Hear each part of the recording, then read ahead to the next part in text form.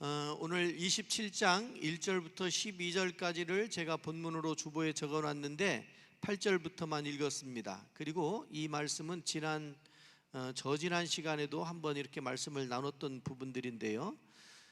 다윗의 삶을 이렇게 보면 우리가 이스라엘의 왕 중에 다윗 왕을 훌륭한 왕으로 보고 또 솔로몬 왕을 또 훌륭한 왕으로 보지요.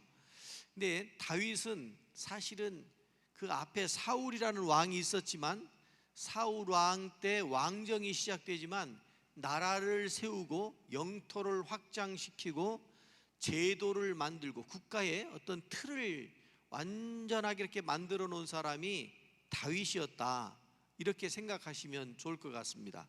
다윗이, 여러분, 국가의 틀을 만든다고 하는 것이 굉장히 어려운 일이잖아요. 우리나라를 한번 생각해 보면 조선이 망하고 일제시대가 시작됐잖아요. 일제시대 끝나면서 이제 대한민국이 세워질 때, 여러분 그때 사셨던 분들도 계실지 모르겠지만 얼마나 막 혼란스러운지 몰라요. 이거 뭐 정리할 것도 많고 뭐 좌익 우익 그때 막 그런 것들도 많았고, 그 다음에 친일 뭐 반일 이런 것들, 그 다음에 이 사상적으로 이념적으로 얼마나 혼란스러웠는지 몰라요. 그런데 그럼에도 불구하고 어떻든 한 방향이 잡혀져 나간 것은 그때 당시에 대통령을 비롯해서 많은 지도자들의 헌신과 수고가 있어서 나라가 세워지는 거예요. 나라가 세워질 때 군인도 있어야 되잖아요. 근데 우리나라에 군인이 없었어요. 경비대가 있었어요. 경비대, 그죠? 옛날에 처음에는 국군이 아니고 경비대가 있었단 말이에요. 정식 군대 조직이 그 이전에. 그리고 국방만 있나요? 외교도 해야 되고 또 경제도 살려야 되고 교육도 해야 되고 헌법도 만들어야 되고, 이거를 하느라고 얼마나 혼란스러운 시간들이 지나갔겠느냐고요. 그러다 보니까 거기에서 어떤 사람은 기득권이 되기도 하고 어떤 사람은 거기서 소외되기도 하고, 그런 역사가 있는 거 아니겠습니까? 우리나라가 사실은 민족적으로는 5,000년 역사를 가지고 있다고 하지만 국가적으로는 이제 뭐 몇 년 됐나요? 70년 하고 얼마 됐나요? 해방되고 난 다음부터 국가 형태를 취하게 됐으니까요. 다윗이 왕이 됐을 때가 이스라엘의 왕정이 시작되고 40년 지나고 사울이 40년 통치하잖아요. 그리고 다윗이 40년을 통치합니다. 그러니까 다윗이 통치할 때까지가 딱 80년, 마무리할 때까지가 80년인데 오늘 이 말씀이 기록되어지던 때는 다윗이 아직 왕도 되기 전이에요. 왕도 되기 전이어서 사울 왕으로부터 도망 다녀야 되는 신세가 되어졌을 때의 기록이기 때문에 이스라엘의 나라가 세워지긴 했지만, 사울 왕을 세워서 하나님이 국가 형태를 취하긴 하셨지만 혼란스러운 일이 한두 가지가 아니었을 거예요. 그런데 그런 과정을 거치고 다윗을 통해서 국가의 틀을 잡았으니까 다윗 왕은 참 훌륭한 왕으로 이렇게 우리가 인정하지 않을 수가 없죠. 그렇게 하고 그 다음에 이제 솔로몬이 왕이 되었을 때, 솔로몬은 너무 아버지의 큰 그 공로 후에 왕이 되었기 때문에 땅 짚고 헤엄치기처럼 수월하게 통치를 할 수 있었지요. 그리고 다윗 왕 때 영토가 확장되어지고 국력이 강해지면서 주변 국가들이 이스라엘을 향해서 많은 조공도 바치고 또 그 남방 지역, 아프리카 지역 국가들과 교역을 시작했어요. 무역을 했어요. 그러니까 부가 막 쌓이기 시작해가지고 솔로몬 때 엄청난 부를 누리게 되죠. 국부가 쌓이게 됐던 그런 역사가 있었어요.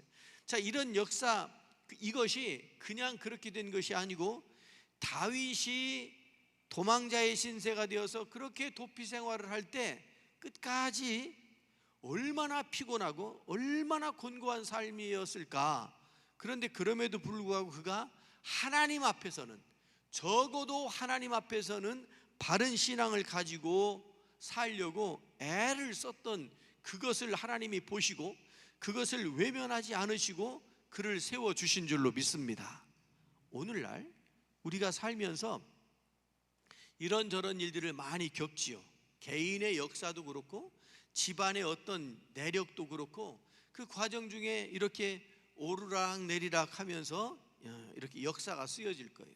근데 그럴 때 잘 될 때는요, 잘 될 때는 걱정할 게 없지요. 그리고 사람이 잘 될 때는 계속 잘 될 줄 알고 모든 일이 잘 될 것 같아요. 그런데 인생이라는 것이, 역사라고 하는 것이 그렇지 않지요. 슬럼프에 빠지기도 하고 방황하기도 하고 그렇게 되는 거 아니겠습니까? 이런 국가의 역사뿐만 아니라 개인의 역사들을 이렇게 살펴보면서 우리가 어떤 때 혼란스럽거나 어렵고 힘들 때 우리는 그러면 어떻게 하는 것이 성경적이고 신앙적일까? 이것을 오늘 조금 더 생각해 볼 필요가 있습니다. 먼저 그 다윗 왕이 도망 다닐 때의 상황을 조금 더 설명을 드릴게요. 화면 준비해 주세요. 화면을 준비해 주시는데, 오늘 제가 저 지도는 이스라엘의 중부 지역의 지도입니다. 소금바다라고 쓰여진 것이 사해고요. 또 지금 저 지도의 북쪽은 나사렛을 비롯한 갈릴리 지역이고, 저 지도에 나와 있지 않는 남쪽은 네게부, 오늘 성경에도 네겝이라는 단어가 나오잖아요. 네겝이 남쪽 지역 이런 뜻입니다. 남방 지역. 저 지도 남쪽이 네겝 지역이고 그렇거든요. 저 지도 이스라엘의 중부 지역에서 이 다윗이 얼마나 도망 다녔나, 그걸 쭉 살펴보려고 해요. 먼저 다윗이 도망 다니던 때가 20살부터입니다. 1차, 2차, 3차 나눌 수 있는데 7년 정도 도망 다녀요. 20살부터 22살까지 3년 정도 1차, 그 다음에 23살부터 25살까지 2차, 그리고 26, 27, 2년 동안 3차 이렇게 도망을 다녀요. 그러니까 우리가 이제 이 나이를 말씀드리는 것은 다윗이 언제 도망 다녔는지가 궁금하잖아요. 40년 통치했으니까 통치 말년에 도망 다닌 건지 통치 초기에 도망 다닌 건지, 사실은 왕이 되기 이전에 이미 도망 다니던 사람이 다윗이었어요. 그러니까 권력을 가지고 있는, 왕으로서 권력을 가지고 있을 때였으면 그렇게 고생은 덜 했을 거예요. 그런데 아직 선지자 사무엘을 통해서 왕이 될 거라고 안수기도를 받았거든요. 근데 안수기도 받았다고 바로 왕이 되는 게 아니고 기다려야 됐어요. 그것이 한 15년 정도 기다려야 되는 거예요. 그래서 30살 정도 돼서야 이제 다윗이 왕이 되는데, 그 전에, 근데 여러분 이런 거예요. 하나님이 왕이 된다고 말씀을 하셨는데 왕은커녕 맨날 죽음의 사선을 넘어다녀야 되는 그 곤고한 삶이 지금 다윗의 삶이란 말이에요. 그러면 하나님 이거 맞아요?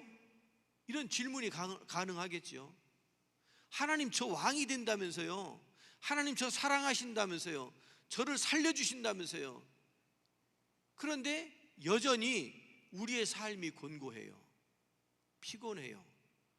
인간관계 속에서 복잡해가지고 또 경제적인 부분도 막 얽히고 설켜서 풀려지지가 않아요. 이게 여러 가지 이런 관계도 그렇고 재정적으로도 그렇고 생명의 위협을 느끼는 그런 기간들을 쭉 이렇게 지날 때 사람들이 낙심할 수가 있어요. 하나님 이게 뭐냐고, 이게 뭐예요? 제가 예배 생활 열심히 하잖아요. 기도도 하는데 이게 뭐예요? 하고 하는 그런 질문이 생길 텐데, 오늘 다윗을 보면서 그 질문에 대한 해답을 여러분들께서 스스로 만들어 보실 수 있기를 바랍니다. 잘 한번 들어보세요. 자, 이제 맨 처음에 한번 넘겨줘 보세요. 기브아라고 하는 곳에서부터 출발을 해요. 기브아에서 출발을 해가지고 놉으로 갑니다. 라마로 갑니다. 라마에 누가 있었느냐 하면 그곳에 선지자 그 사무엘이 있었어요. 사무엘이 있는 곳에 가서, 여러분 저 글씨가 좀 작지요? 잘 안 보이지요? 기브아에서 도망쳐가지고 라마에 가서 사무엘을 만납니다. 사무엘을 만나고 그 다음에 라마에서 다시 넘겨줘 보세요. 기브아로 다시 돌아와요. 기브아로 돌아와가지고 요나단, 사울 왕의 아들이었던 요나단을 만나요. 그 다음에 노브로 가요. 노브로 가가지고 노브로 피신했을 때 대제사장 아히멜렉의 그 그늘로 피했는데 누가 일러 바쳤어요. 사울한테. 아, 높 땅에 있던데요? 하고 신고한 거예요.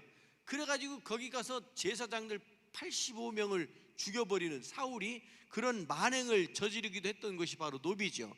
그 다음 넘겨보면 노베에서 가드는 블레셋 지역입니다. 요즘 한참 전쟁하고 있는 팔레스타인하고 이스라엘하고 전쟁하고 있잖아요. 저 가드가 팔레스타인이 살고 있는 그 지역이에요. 거기 가서 팔레스틴에 가가지고 나 좀 이렇게 의지하려고 그러는데 사람들이 저거 다윗인데, 다윗이 보통 사람이 아닌데, 왜냐하면 그 전에 골리앗하고 싸웠잖아요. 골리앗하고 싸워가지고 자기들이 진 적이 있거든요. 그래서 그때 이미 다윗을 봐서 알아요. 그때는 소년 다윗이었었지만. 그러니까 사람들한테 들킨 거예요, 말하자면. 그러니까 다윗이 왔다, 저 적군인데 죽을 것 같으니까 거기서 침을 흘리고 막 이렇게 미친 짓을 해요. 미친 척해요. 여러분 혹시 미친 척 해본 적 있어요? 살아남아야 되니까 위장하고 변장하고. 자, 그렇게 이제 가드에서 그래 미친 척을 하고, 그 다음에 넘겨보면 아둘람으로 한 번 더 넘겨줘 보세요. 아둘람으로 가요. 아둘람에 동굴이 있었잖아요. 아둘람으로 갔을 때 거기서 이제 그 추종자들이 생겨요. 한 400명 정도가, 옛날 성경에는 비류라고 되어 있어요. 비류가 뭐냐면 사회에서 낙오된 사람들이에요. 낙오된 사람들. 이것도 해도 안 되고 저것도 해도 안 되고 막 쫓기고 경제적으로 쪼들리고 하는 아주 참 상황이 어려운 사람들, 뭘 하려고 해도 되지도 않고 하는 이런 사람들이 사회에서 밀려난 사람들이 어떤 것도 할 수 없는 거예요. 그러니까 다윗에게로 몰려들었어요. 근데 다윗이 그들을 받아들입니다. 그래서 아둘람에서 그의 가족들과 함께 아둘람에 머물다가 저 오른쪽 모압 땅 미스베라고 하는 곳으로 이주합니다. 가족들과 함께 이주해서 모압 땅 미스베로 갔는데, 모압 왕한테 우리 가족들을 좀 부탁합니다. 지금 이스라엘 땅을 벗어나서 미스베로 도망갔어요. 거기는 외국이에요, 말하자면. 외국으로 갔는데, 다음 한번 넘겨줘 보세요. 갔는데 선지자 갓, 이름이 외자예요. 갓이라는 선지자가 다윗에게 와가지고 이런 말을 하는 거예요. 야, 너 왜 여기 있냐? 여기 네가 있을 자리가 아니야. 너는 다른 나라로 도망갈 것이 아니고 이스라엘 땅으로 들어가야 돼. 너 힘든 거 알아. 힘들어도 이스라엘 땅에 있어야 돼. 그게 하나님의 뜻이야 하고 선지자가 이야기해 줘가지고 헤렛 숲으로 이렇게 다시 들어가게 됩니다. 여러분, 힘들면 우리가요 피하고 싶어요. 도망가고 싶어요. 그만두고 싶고, 여기까지다, 내가 할 때까지 다 했는데 더 이상 방법이 없네.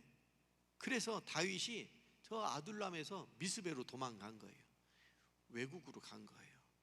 그런데 하나님의 뜻은 어디에 있냐면, 그 외국으로 도망가서 그렇게 사는 게 아니고 하나님의 뜻이 본래 다윗을 왕으로 세우는 거였잖아요. 왕으로 세우려고 그러는데 다른 나라가 있으면 어떻게 해요? 그러니까 다시 들어가야 된다.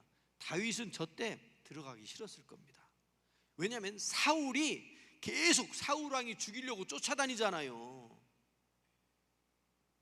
외국으로 가면 주권이 미치지 않으니까 망명, 도피 좀 편안할까 했는데 하나님이 여기 아니야, 들어가야 돼. 그래서 헤레스읍으로 들어갑니다. 넘겨주시면 헤레스읍에서 블레셋의 공격을 받던 그 이제 서쪽에 그일라라고 하는 도시가 있었는데, 그 그일라가 블레셋하고 저 가드 지역하고 가깝잖아요. 블레셋의 공격을 받을 때 가서 이 600명 있었던 중에 200명 남겨놓고 400명만 데리고 가가지고 그일라 성을 구출을 합니다. 넘겨주면 그리고 다시 그일라에서 10이라고 하는 광야에 도망을 가게 됐고, 거기서 여전히 그 사울 왕이 나를 죽이려고 한다는 것을 알게 돼요. 그래서 이제 요나단, 사울의 아주 아들이면서 다윗의 절친이었던 요나단, 형제처럼 지냈던 요나단, 뭐 활 쏘고 도망가고 막 하는 이런 사건들이 있었잖아요. 그런 요나단을 만나서 다시 이제 그가 여전히 사울이 나를 죽이려고 찾고 있구나 하는 걸 확인하고 도망을 갑니다. 다시 넘겨주시면 그 마온 광야 하길라를 지나가지고 엔게디로 도망갑니다. 엔게디에는 동굴이 많았다고 그랬어요. 동굴이 여러분 기억나요? 동굴에 숨었더니 그 사울 왕이 용변 보러 굴로 들어왔어요. 그때 옷자락을 자르고 했던 사건이 저 엔게디에 있는 동굴에서 있었던 그런 일입니다. 그 엔게디까지 도망다니고 계속 도망다니다가 넘겨주시면 동굴 사울의 옷자락 자르고 또 넘겨주시면 거기서 남쪽으로 바란 광야까지 도망갑니다. 다시 넘겨주시면 바란 광야에서 다시 이제 그 아비가일하고 결혼하는 그런 일들이 생겨요. 그리고 또 넘겨주시면 다시 그 10 광야 사울 왕의 물통 훔쳐가가지고 내가 당신 죽일 수도 있었는데 죽이지 않았습니다, 그걸 이야기하는 사건이 있었잖아요. 그 사건이 10광야에서 다시 일어나고, 또 넘겨주시면 이제 가드로 다시 와요. 가드로 망명 왔다가 또 넘겨주면 이번에 그 가드 왕으로부터 시글락 성을 하사받아가지고 거기서 이제 자리를 잡으려고 해요. 또 넘겨주면 저 북쪽으로 블레셋과 전쟁하러 갈보리 전투로 가다가 다시 시글락이 위태롭다는 말을 듣고 가다가 다시 돌아오는 일이 있었고, 또 넘겨주시면 거기서 아말렉과의 전쟁이, 이 아말렉이 남쪽 지역에 있었던 민족이에요. 또 넘겨주시면 아말렉과 싸우고 부솔 시내를 건너서 그 아말렉을 추격을 해요. 또 넘겨주시면 여기 끝인가요? 아말렉과의 전쟁에서 아말렉을 격파하고 그들의 재산을 다 이제 뺏어가지고 돌아와요. 자, 오늘 여기까지만 말씀을 드릴 텐데 한번 보세요. 제가 지금 이 마지막이 20번이라고 되어 있는데 20번, 저거는 요약한 거예요. 요약 20번 정도의 사건. 근데 한 사건마다 얼마나 많은 일들이 있어요. 한 사건마다 많은 일들이 있는데 20번 정도의 사건으로 요약한 거고, 화살표 보여요? 화살표? 저기 이스라엘 중부 지역이라고 그랬죠. 20번의 화살표를 지금 그렸어요. 그러니까 도망 다니는데 끝까지 도망 다니는 거예요. 전국 중부 지역 전체를 두고 도망 다니는 거예요. 7년 동안 도망 다니는 그 마음이 어땠을까? 그런데 끝까지 다윗이 포기하지 않고 놓치지 않은 것이 있었단 말이에요. 그게 뭐냐면 하나님의 마음이에요. 하나님의 마음. 사울을 만났을 때도 사울을 죽이지 않았고 2번씩이나, 그 다음에 전쟁터에 끌려가서 전쟁터에 나서서도 끝까지 그 전쟁에서 이겨내고, 아까 말씀드린 대로 블레셋 가드에 가가지고는 미친 척을 하는 거예요. 살아남기 위해서. 그런데 이것이 자기 생명을 보존하기 위해서만일까? 생명을 보존하기 위해서만 저렇게 도망 다녔을까? 저는 이렇게 생각합니다. 다윗이 하나님께서 약속하신 것이 있잖아요. 이새의 막내 아들이었어요. 그 위에 형들 다 아니라고 했고 목동이었던 다윗을 하나님이 선택을 하셨어요. 하나님의 마음에 합한 사람으로 선택을 하셨어요. 이것을 다윗이 믿은 거예요. 내가 지금은 곤고하고 내가 지금은 형편이 너무 열악하지만 그러나 하나님께서 나를 지켜주신다고 하는 것을 믿음으로 간직한 거예요. 그리고 기회가 왔어요. 결정적인 기회. 그게 뭐냐면 사울을 제거할 수 있는, 나를 죽이려고 쫓아오는 그 사울을 죽일 수 있는 기회가 결정적으로 2번이나 와요. 그런데 다윗이 어떻게 합니까? 적어도 나는 하나님께서 기름 부은 사울 왕은 죽이지 않겠다. 왜냐하면 사울 왕의 부하들이 있었어요. 부하들도 다윗하고 똑같이 도망자 신세인 거예요. 언제 붙잡혀서 죽을지 몰라요. 그런 상황에 있는 것이, 여러분 대장 다윗만 도망 다니나요? 그 부하들도 같이 도망 다니고 같은 전쟁을 치르고 전투를 하고 뭐 어떤 때는 죽어나가기도 하고 그 같이 진짜 운명, 생명을 걸고 싸우는 사람들이었잖아요. 그런데 기회가 왔는데 다윗이 사울을 안 죽이는 거예요. 밑에 있는 참모들이, 밑에 있는 부하들이 뭐라고 그럽니까? 아니, 당신만 생각해요? 나는 생각 안 해요? 이 말 했을 거라고 봐요. 다윗, 너는 하나님 믿고 너의 신앙 고백이 있어서 너는 그럴지 몰라도 우리는 뭐냐 하고 다윗을 충동하는 사람들이 있었단 말이에요. 실제로 성경에 보면 그런 사람들이 나오잖아요. 자, 여러분, 우리가 믿음의 길을 가려고 할 때 바른 믿음 생활을 하려고 하는데 우리 주변에 있는 사람들이 우리로 하여금 그러지 못하도록 시비를 걸고 태클을 걸어요. 스포츠에 그런 게 있죠. 배구는 뭐해요? 배구는 스파이크 할 때 브로킹 딱 막죠. 축구는요, 공을 막 몰고 가면 뭐해요? 수비수가 와가지고 슬라이딩 태클을 걸잖아요. 여러분, 스포츠에만 그런 게 아니고요, 인생이 그런 거예요. 인생이 바른 길로 가려고 하면 악한 것이 꼭 껴가지고 이렇게 하려고 하고 저렇게 하려고 하고 내 의견이 맞다 틀리다 이렇다 저렇다 자꾸 의견을 붙여요. 그게 인생이에요. 다윗을 보면 이게 지금 그 화면에 봤듯이 그 빨간 줄이 다 도망다녔던 그 곳이잖아요. 얼마나 7년 동안 그걸 했으니까 한 곳에 제대로 정착하지도 못하고 전국을 도피처로 삼고 도망다녔으니, 그런데 끝까지 포기하지 않았다라고 하는 거예요. 끝까지 포기하지 않아요. 여러분, 이게 믿음입니다. 이게 믿음입니다. 힘들죠.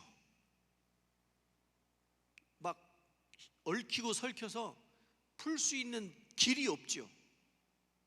한쪽에서 실타래, 한쪽에서 막 푸는데 한쪽에서는 또 엉키죠. 이게 인생이에요. 제가 전에 있던 교회에서 건축하다가 부도 맞았잖아요. 제가 부도 맞은 게 아니고 우리는 계약에 따라 가지고 딱 공사비를 딱 이제 송금을 했어요. 그런데 마지막 4차에 주기로 했는데 3차에 공정률에 따라 가지고 제일 많이 줬거든요. 근데 그걸 딱 받고 이 사람이 그날부로 도망가 버렸어요. 그래서 복잡한 일이 얼마나. 그런데 그 처리하다가 가만히 듣고 보니까 천안에서 빌라를 짓다가 그 빌라 짓던 거기서 문제가 생겼니. 돈이 이렇게 돌아야 되는데 거기서 문제가 생긴 거예요. 그 우리 거 받아가지고 거기를 메꾼 거예요. 그 얘기를 나중에 듣고서 진짜 저는 그거 수습하느라고 돈도 더 많이 들기도 하고 복잡한 법적인 문제들도 있고 막 그랬었어요. 그런데 그 사람을 가만히 생각해 보니까 오죽했으면, 왜냐하면 교회 지으면서 교회는 안 다니는 분이었어요. 그런데 교회 지면서 마음을 편안하게 생각하고 꼭 교회 앞으로 교회 다닐 것처럼 얘기하더라고. 우리가 잘해드렸거든. 그 간식 같은 거 해주고, 밥 성도들하고 제 아내하고 밥 해서 주고. 본래 그 공사할 때 자기들이 알아서 사 먹고 그러는 거잖아요. 밥값까지 다 주는 거잖아요. 그런데 교회에서 공사할 때는 또 조금 더 잘해달라고 그러면, 그러니까 잘 해줘서 그런지 아주 마음이 참 나쁘지 않았어요. 나쁘지 않은 건지 나쁘지 않은 척한 건지는 모르겠는데 결국은 도망갔는데, 나중에 법적인 거 다 끝나고서 알고 보니까 붙잡혔대. 우리만 걸린 게 아니고 여러 군데에서 걸려가지고 감옥에 갔다는 얘기를 들었. 참 안 됐더라고요. 안 돼서. 그 인생이라고 하는 것이 그 사람이 그러고 싶어서 그랬냐고요. 여러분, 아프고 싶어가지고 아픈 사람 하나도 없지요. 아프고 싶은 사람 하나도 없어요. 꼬이고 싶은 사람 하나도 없어요. 복잡한 거 좋아할 사람 하나도 없어요. 그런데 사람들의 생각이 다 달라서 이게 얽히고 설켜가지고 또 쾌쾌히 쌓이고 쌓여가지고 이게 풀기가 어려워진 거예요. 그러면 그쯤 되면 그만두고 싶다, 떠나고 싶다. 그 어떤 사람은 아예 이사를 간대. 이사. 여기서는 도저히 살 수가 없다. 너무 부끄럽기도 하고 그래서 살 수가 없다. 그래서 익명성이 보장되는 저 먼 다른 지역으로, 타 지역으로 이사 가는 게 속 편타. 그리고 다시 시작하자. 다시 시작하자. 그런 케이스들이 종종 있었어요. 저 어렸을 때 중학교 때 친구가 하나가 전학이 왔어요. 근데 가깝게 잘 지냈어요. 지금도 잘 지내요. 그런데 그 친구네가 어디선가 이사 왔어요. 아마 도시에서 살다가 막 얽혀가지고 더 이상 풀 수가 없어서 시골로 도망갔어요.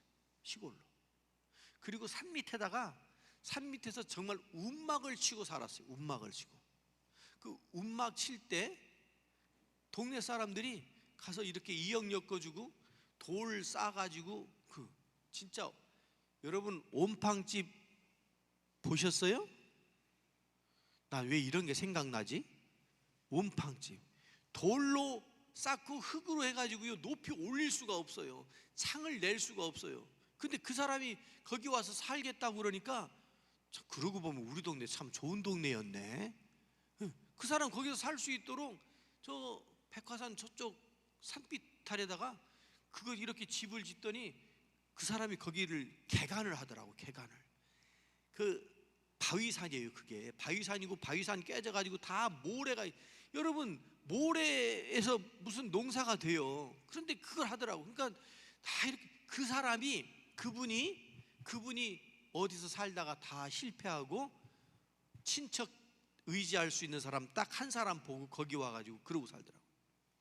여러분 살다 보면 이런 일 저런 일 많이 생겨요. 다윗을 보면 정말 여러분 다윗의 형제들이 많잖아요. 아버지 있잖아요. 괜찮은 집안이었단 말이에요. 그런데 인생이 꼬여가지고 왕에게 밑보여가지고, 사울 왕에게 밑보여가지고 그렇게 도망자의 신세가 됐는데 끝까지 포기하지 않는 모습을 봐요. 그 속에 하나님이 있기 때문에 그래요. 여러분 믿음이 있는 사람은 포기하지 않습니다. 삶의 형편을 비관하지 않습니다. 그게 믿음 있는 사람들의 특징이에요. 어떻게 하느냐? 힘들고 어려울 때마다 엎드려 기도하는 거예요. 하나님 도와주세요. 도와주세요. 저 이 문제 어떻게 할 수가 없어요. 그래서 오늘 새벽에도 그런 말씀 드렸는데, 성령님을 또 다른 이름으로 뭐라고 불러요? 보혜사 성령님 이렇게 하잖아요. 보혜사 성령. 보혜사라는 뜻이 한자말로 쓴 보혜사인데, 우리를 도와주고 지켜주고 인도해주고, 이게 보혜사예요. 스승 사자를 써서 보혜사. 성령 하나님께서 우리가 god구해서 엎드리면, 구하면, 찾으면 우리에게 지혜를 주시고 방법을 허락해 주시는 줄로 믿습니다. 다윗이 20번 그렸잖아요. 수도 없이 그렇게 도망다니고 죽을 고비를 수도 없이 넘기고 그 과정을 보면서 끝까지 포기하지 않는 모습을 보며 사도행전에 보면 구약의 그 다윗을 하나님의 마음에 합한 사람이었다, 이렇게 불러줘요.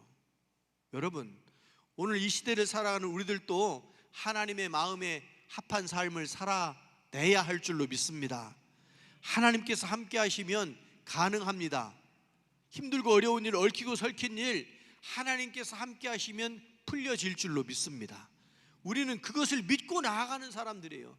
그 믿음을 가지고 나아가는 사람들을 그리스도인이라고 이렇게 이야기하고, 그렇게 믿음을 가지고 나아가는 사람들을 고대 제일교회 성도들이다. 우리 하나님께서 그런 사람들을 기쁘시게 받으실 줄로 믿습니다. 사람 의지하지 않고요. 사람 의지하니까 너 왜 여기 아니야? 다시 들어가. 다른 나라로 도망가니까 여기 아니야? 다시 들어가. 이러시잖아요. 우리에게 일정 부분 감내해야 될 일정 부분 그런 것들이 있는 것 같아요. 그거 싫다고 도망가기 시작하면 우리에게 상급이 있을 수가 없어요. 본래 상급은 고생하고 힘들고 어려운 자리에서 얻어지는 게 상급이에요. 공부도 안 했는데 상 주는 거 봤어요? 아니에요. 땀 흘려 일하지 않았는데 밭에서 소득이 나와요? 아니에요. 이게 신앙의 원리하고도 같은 원리가 되지 않겠습니까?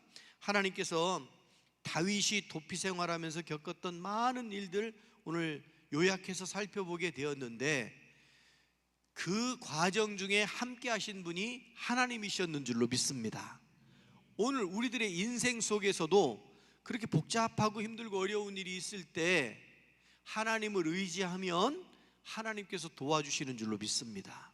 그 믿음 가지고 나아가실 수 있기를 바랍니다.